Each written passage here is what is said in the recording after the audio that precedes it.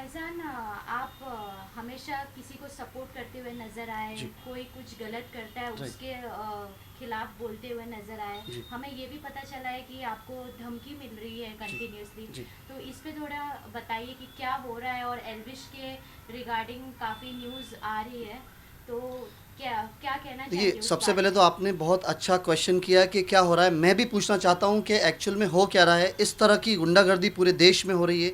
इस तरह की गुंडागर्दी का कोई रिज़ल्ट नहीं आ रहा है, लोगों को धमकियाँ आ रही हैं। एल्विश यादव जैसा इंसान जो पता नहीं यूट्यूबर है या गुंडा है, समझ में नहीं आता है। मैक्सटन जैसे सीधे-साधे भोले-भाले इंसान को उसने आपने देखा किस तरह मारा सबके सामने घुस के, और इस तरह का नामर्दी की निशानी है एल्विश यादव की। मैं कहना चाहता हूँ कि 10-10, 15-15 लोग जाके एक मासूम लड़के को मार रहे हैं जो छोटा सा यूट्यूबर है, जो इतना वायरल था। मैक्सटन उसकी इंसल्ट कर रहे हैं, उसे कुत्ते की तरह मार रहे हैं, उसके फादर आंसुओं से रो रहे हैं। और हो क्या रहा है मुझे समझ में नहीं आ रहा। उससे पहले जयपुर में किसी इवेंट में एल्विश गया था, तो जयपुर में एक इंसान को रेस्टोरेंट के अंदर उसने सबके सामने 10-10, 20-20 लोगों के साथ जाके मारा। उसके अगेंस्ट कोई एक्शन नहीं हो रहा है। फिर मुझे बैक टू बैक धमकियाँ आ रही हैं, ईमेल्स में धमकियाँ आ रही हैं। कल मैंने कमिश्नर ऑफिस में 5 copy, to be honest 5 copy मैंने उसकी दी है, जिसमें व्हाट्सएप चैट है, व्हाट्सएप कॉल्स हैं, इंस्टाग्राम पे डीएम्स हैं। मतलब इतनी लिटरली ऐसी ऐसी गालियाँ मुझे आ रही हैं, ऐसी धमकियाँ आ रही हैं। मैं परेशान आ गया हूँ ज़िंदगी से, इस चीज़ों से। इसलिए मैंने कमिश्नर ऑफिस में भी कल कंप्लेन करी है। आप ये देखिए, कमिश्नर ऑफिस के पूरे डिटेल्स इसमें मौजूद हैं, आप देख सकते हैं।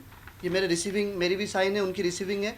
मतलब एक और कंप्लेन मैंने कर दी है। यार कितनी कंप्लेन मैं करूं, मुझे समझ में नहीं आ रहा है कि इस चीज़ का अंत क्या है, इस चीज़ का हल होने क्या वाला है। इतना बड़ा छपरी एल्विश यादव है, उसको जो लोग फॉलो कर रहे हैं, मुझे वो समझ में नहीं आ रहा है कि इस देश में हो क्या रहा है। वो यूट्यूब पे काफ़ी फेमस है, जैसे आपने कहा मैक्सिम का राइट। नाम लिया। जी। लेकिन वो फिर से वापस फ्रेंडशिप हो गए, उनका जी। दोस्ती हो गया है। तो वो मतलब आप ये कहना चाहते हैं कि वो ऐसे ही मतलब सबको मारते हैं, फिर दोस्ती करते हैं? नहीं, देखिए, एल्विश का गुंडा राज, उसको मालूम है कि मैं गुंडा हूँ, मुझे कोई नहीं पकड़ सकता है, कोई कुछ नहीं बोल सकता है। मैक्सटन जैसा सीधे साधे, उसका फादर आंसुओं से रो रहा है। मैक्सटन को जब मारा, उसके पास, उसकी फैमिली के पास कोई ऑप्शन नहीं था, उसने दोस्ती कर ली।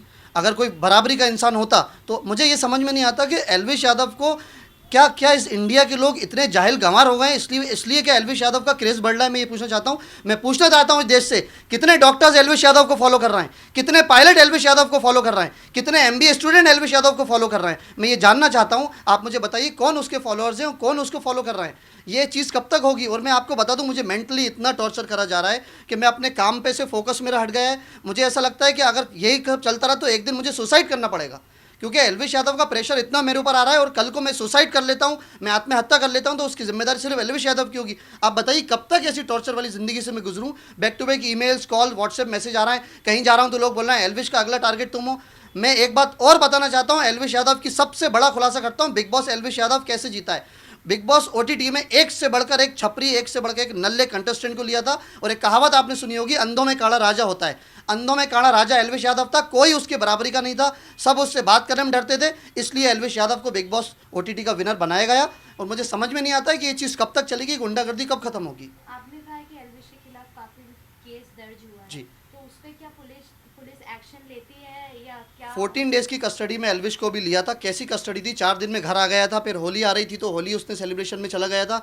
समझ में नहीं आ रहा है कि उस पर कैसी, अभी देखिए फिर से एक केस उस पर रजिस्टर्ड हो गया है जो मैंने कर दिया है। अभी इस पर क्या कानून कार्रवाई करेगा डिपेंड करता है। कल कमिश्नर ऑफिस में मैं रात में 12 बजे तक था, वहाँ मैंने सब उनको डिटेल बताई कि सर ऐसा कुछ हो रहा है, और मुझे लग रहा है कि अभी वो मेरे पीछे लगा हुआ है और मुझे मजबूर कर रहा है मेंटली टॉर्चर करके कि मैं डिप्रेशन में आ जाऊँ और एक दिन में सुसाइड कर लूँ और उसकी जिम्मेदारी पूरी एल्विश यादव की हो जाए। अभी मेरे समझ में नहीं आ रहा कि मैं इस चीज़ से कैसे दूर जाऊँ, या ये चीज़ कैसे ख़त्म होगी। तो कहीं ना कहीं पुलिस भी सपोर्ट कर रही है एल्विश को? आप ये कहना चाहते हैं कि 14 दिन के लिए वो अंदर थे, फिर वापस उनको बाहर कर दिया? देखिए, पुलिस सपोर्ट नहीं कर रही, पुलिस तो अपना काम कर रही है, लेकिन ऐसे क्या सोर्सेज हैं एल्विश यादव के पास जिसकी वजह से वो बाहर आ जाता है, और ऐसी क्या चीज़ें हैं जिसकी वजह से लोग उसे फॉलो कर रहे हैं। बॉम्बे कब छुप के आता है, छुप के जाता है। स्नेक वेनम केस में उसका इतनी बार नाम आ चुका है। लोगों को दिख नहीं रहा है कि एक क्रिमिनल बैकग्राउंड का इंसान है और उसको आगे बढ़ाते जा रहे हैं, और कौन लोग उसको फॉलो कर रहा है। मैं कहना चाहता हूँ इंडिया के लोगों से, आपको कुछ नहीं पता उसमें प्रॉब्लम नहीं है दोस्तों, आप समझना नहीं चाहते उसमें प्रॉब्लम है। मुझे कुछ नहीं पता प्रॉब्लम नहीं है, लेकिन मैं सीखना ही नहीं चाहता हूँ उसमें प्रॉब्लम है।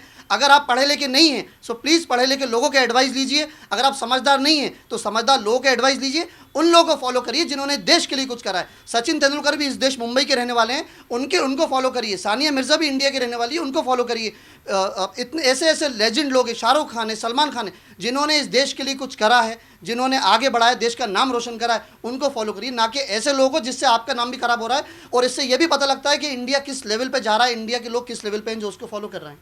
तो आप अभी क्या कहना चाहते हैं, मतलब क्या आप स्टेप लेना चाहते हैं? जिस हिसाब से आपको मेल्स आ रहे हैं, धमकी आ रहे हैं, तो अभी आप मैंने कल कमिश्नर ऑफिस में सब कुछ बता दिया है कि मेरे साथ ये सब हो रहा है, और अगर ये कंटिन्यू होता रहा तो मुझे लग रहा है एक दिन मुझे सुसाइड करना पड़ेगा। अगर ये सब होता रहा तो जब तक उसके अगेंस्ट स्ट्रांगली एक्शन नहीं लिया जाएगा, उसको अरेस्ट करके जेल नहीं भेजा जाएगा, और या उससे रिटर्न में मुझे नहीं मिलेगा कि आप फैज़ान को हम कभी भी कुछ नहीं करेंगे या कोई खतरा नहीं है, क्योंकि वो जहाँ भी जाता है लोगों पर हमला कर रहा है और उसका कुछ नहीं होता है। ना जयपुर में उसके अगेंस्ट केस फाइल हुआ, ना आप देखिए मैक्सटन को मारा था तो भी पता नहीं कैसा केस था, मैक्सटन ने खुद ही उससे माफ़ी मांग ली, मैक्सटन को इतना डरा दिया था, मैक्सटन की पूरी इज्जत ख़राब करके, और समझ में नहीं आ रहा क्या हो रहा है। तो मैं इसलिए सबके से ये बस रिक्वेस्ट है पूरी देश की जनता से कि प्लीज़ मेरा सपोर्ट करिए। मैं अभी बहुत प्रॉब्लम के दौर से, बहुत मुश्किल के दौर से गुजर रहा हूँ, आप सबके सपोर्ट की मुझे बहुत ज़्यादा ज़रूरत है अभी।